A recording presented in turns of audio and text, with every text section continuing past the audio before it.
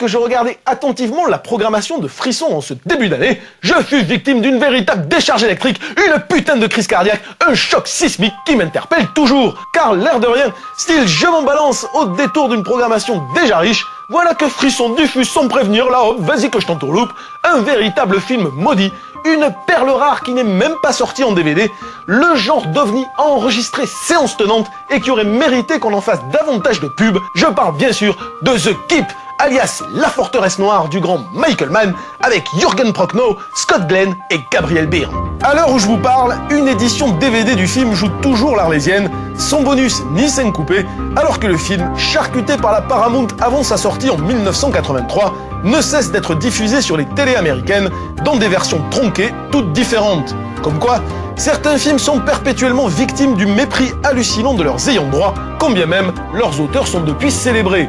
Deuxième film de Michael Mann après l'excellent Solitaire, La Forteresse Noire se voulait un croisement entre le film de genre horrifique, imaginant dans un village des Carpates le réveil par une colonne de nazis d'une créature Lovecraftienne qui va les décimer un à un, et le film d'auteur symbolique, confrontant deux figures absolues du mal, le fascisme national-socialiste d'un côté et son émanation mythologique de l'autre, sorte de vampire ou de golem purement métaphorique qui cherche à duper tout le monde.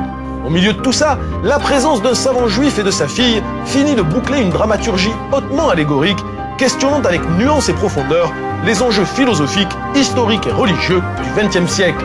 Faux film fantastique, mais véritable œuvre idéologique, La Forteresse Noire était l'occasion pour Michael Mann d'expérimenter une stylisation à outrance, où sa mise en scène typique, mixant éclairage blafard et musique électronique, rencontre l'expressionnisme allemand, pour nous offrir une œuvre graphiquement unique en son genre, même si aujourd'hui, les effets spéciaux paraissent datés. Le léger hic, c'est que cette obsession graphique, alliée à une réflexion idéologique complexe, se fait au détriment du film de genre dans lequel elle prétend s'inscrire. En résulte une œuvre inégale, bourrée de défauts, mais qui reste fascinante.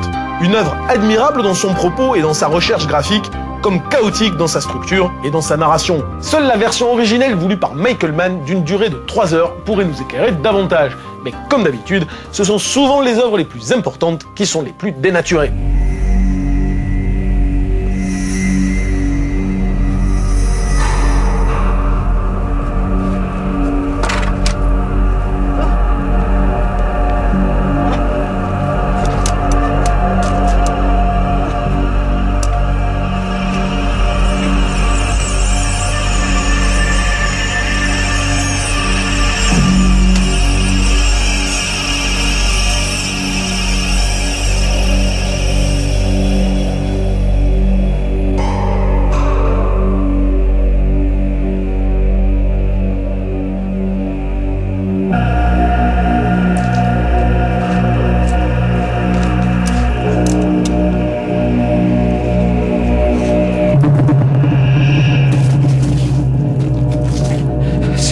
Protégez-moi.